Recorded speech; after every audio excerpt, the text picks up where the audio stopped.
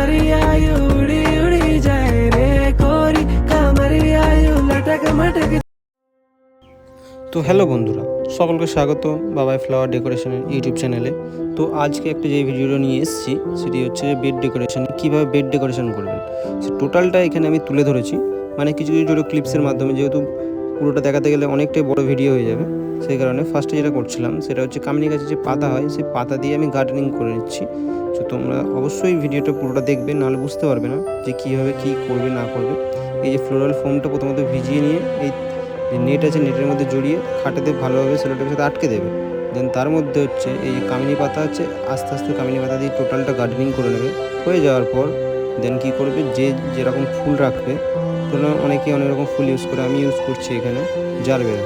তো জারবেরা দিয়ে করলে কি না দেখতে বেশি সুন্দর লাগে।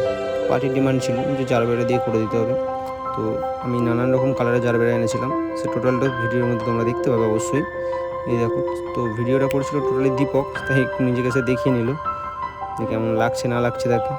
চলো পুরো ভিডিওটা দেখতে থাকো পুরোটা, তবে তাহলে তোমরা বুঝতে পারবে। অবশ্যই স্কিপ করবে না, পুরো ভিডিওটা দেখবে।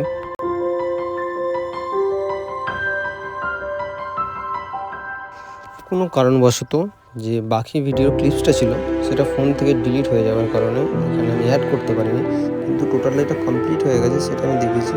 পরবর্তী যে ভিডিওটা আসতে চলেছে সেই ভিডিওর মধ্যে প্রপারলি কীভাবে আপনারা বেড ডেকোরেশন করবেন টোটালটা আমি তুলে ধরেছি। অবশ্যই পরে ভিডিওটা দেখবেন।